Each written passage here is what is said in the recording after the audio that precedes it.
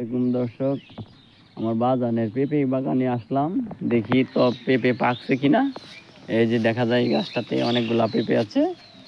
এই যে বাগান একটু দেখান তো আপনার পেঁপে বাগানটা ঘুরে ঘুরে দেখি একটু। চারা কতটি লাগাইছিলেন বাগান?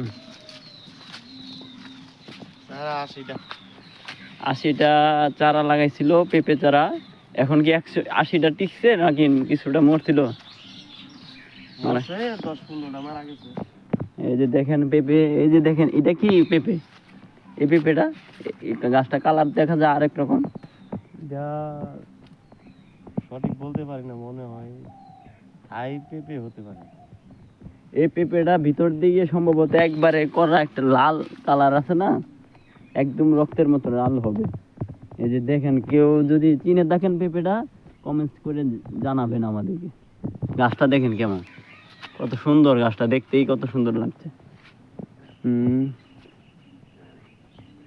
কতদিন লাগছে পেঁপে গাছে পেঁপে আসতে? প্রায় 2 মাসের উপরে। 2 মাস, 60 দিন পরে গাছে পেঁপে। এত দেখেন কত বড় বড় পেঁপে, আল্লাহর রহমতে।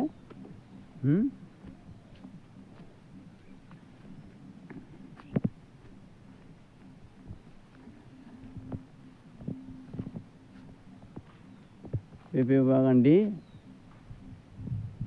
এই যে ওই সাইডে বড়ই বাগান আছে, ভারত সুন্দরী বড়ই গাছ নাকি না বল সুন্দরী। সবাই কৃষিকাজে মনোযোগ দিবেন। কৃষি আমাদের ঐতিহ্য বাঙালির। এই যে দেখেন আল্লাহর রহমতে গাছটি দেখেন, পেঁপে ভরপুর পেঁপে আছে।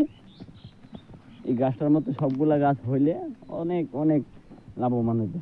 এই যে পাকা একটি পেঁপে,